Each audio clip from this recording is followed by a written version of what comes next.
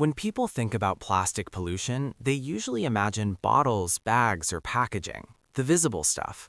But one of the largest sources of plastic pollution isn't something most people ever notice. It happens every time you drive. Every trip, whether it's a short commute or a long highway drive, releases tiny particles into the environment. These particles are a form of microplastic, and they come primarily from something we rarely think about: tires. Tires may look like solid rubber, but they are actually complex composite materials. Modern tires are made from a mix of natural rubber, synthetic rubber derived from petroleum, and a range of additives that improve durability, flexibility, and performance. These materials are designed to withstand friction, heat, and pressure. But friction is exactly what causes the problem. When a vehicle moves, its tires constantly rub against the road surface. This contact generates wear. Over time, small bits of tire material are shaved off and left behind. These particles are extremely small, often microscopic, and they accumulate with every mile driven. This process is not rare or unusual, it is constant. Every vehicle on the road contributes to it. Cars, trucks, buses, motorcycles, anything with tires produces these particles. Estimates vary, but research suggests that tire wear is one of the largest sources of microplastic pollution globally. In some regions, it may even surpass the amount of plastic entering the environment from visible litter. What makes this particularly important is that it happens during normal, everyday activity. There is no single moment where something goes wrong. There is no spill or accident.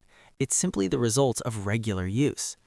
Once these particles are released, they don't stay where they were created.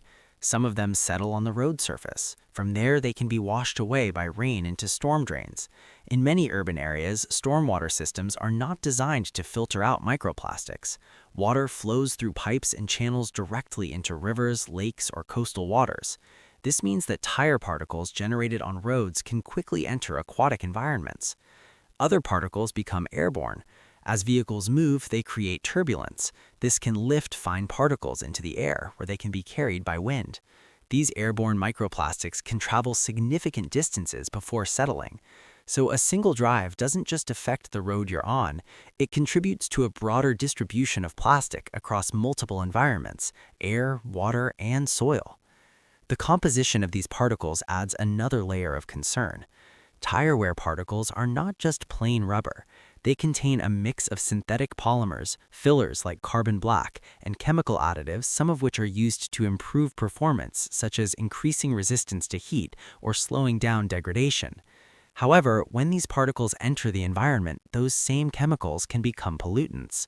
For example, certain compounds used in tires have been linked to toxic effects in aquatic organisms. In recent years, researchers identified a chemical derived from tire additives that is particularly harmful to some species of fish. Even at low concentrations, it can affect survival rates. This highlights an important point. Microplastics are not just a physical problem, they are also a chemical one. When tire particles accumulate in waterways, they can settle into sediments or remain suspended in the water column. Aquatic organisms may ingest them, either directly or indirectly. Small invertebrates, which form the base of many food webs, are especially vulnerable. As these organisms are consumed by larger species, the particles can move up the food chain. This process is similar to what happens with other types of microplastics, but tire particles add a specific set of chemical risks. On land, the story is slightly different, but still significant. Particles that remain on roadsides or are deposited in nearby soil can accumulate over time. In urban areas, this can lead to high concentrations of microplastics in roadside environments. Plants, insects, and soil organisms are all exposed to these materials. While research in this area is still developing, there is growing evidence that microplastics can affect soil structure and microbial activity. Since soil health is closely tied to plant growth and ecosystem stability, these effects could have broader implications. Airborne particles introduce another pathway of exposure. When microplastics are suspended in the air, they can be inhaled. Larger particles may be filtered out by the body's natural defenses, but smaller ones can reach deeper into the respiratory system. Tire wear particles, because of their size and composition, are part of this airborne mixture. In urban environments with heavy traffic, they contribute to overall particulate pollution. This raises questions about long-term exposure. While air pollution has been studied for decades, the role of microplastics, particularly those from tires, is still being explored. Another factor to consider is how vehicle design and driving behavior influence microplastic release. Heavier vehicles tend to produce more tire wear. This is because greater weight increases the force between the tire and the road, leading to more friction. Electric vehicles, for example, are often heavier than comparable gasoline vehicles due to their batteries. While they reduce emissions from fuel combustion, they may contribute more to tire wear if not properly managed. Driving style also matters. Rapid acceleration, hard braking, and high speeds all increase the rate of tire wear. Smooth, consistent driving tends to reduce it. Road conditions play a role as well. Rough or uneven surfaces can accelerate wear, as can high temperatures. In hot climates, tires may degrade more quickly, releasing more particles. All of these factors combine to create a system where microplastic generation is influenced by multiple variables, but never entirely eliminated. One of the challenges in addressing this issue is that it is largely invisible. Unlike a plastic bottle or bag, tire particles cannot be easily seen.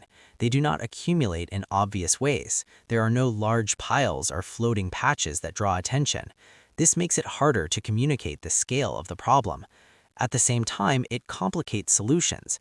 Traditional cleanup methods are not effective for particles of this size.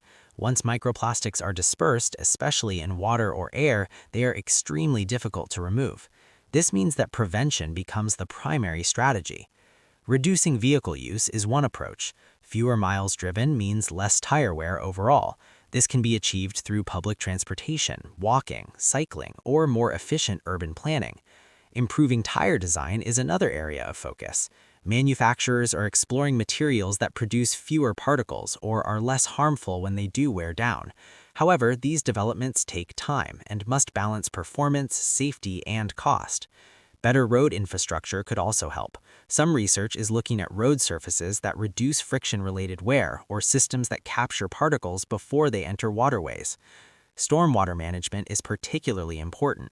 Installing filtration systems that can capture microplastics before water is released into natural environments could significantly reduce the amount that reaches rivers and oceans.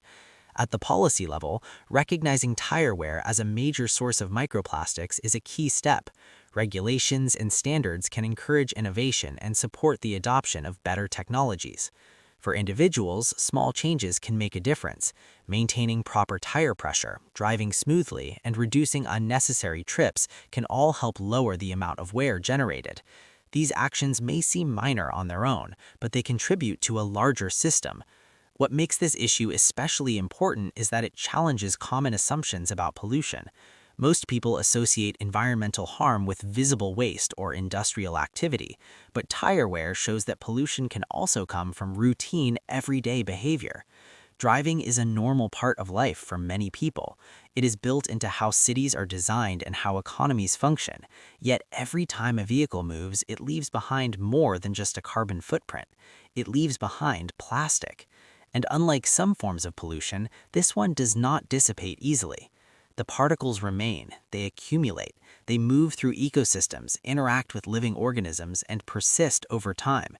Understanding this doesn't mean eliminating driving altogether, but it does mean recognizing the hidden costs and considering how they can be reduced. The next time you get in a car, the experience will likely feel the same as always. The road, the motion, the destination, none of that changes. What changes is awareness, because with every mile, something else is happening. Quietly, invisibly, and continuously. Thousands of microplastic particles are being released, and once they are out there, they don't simply go away.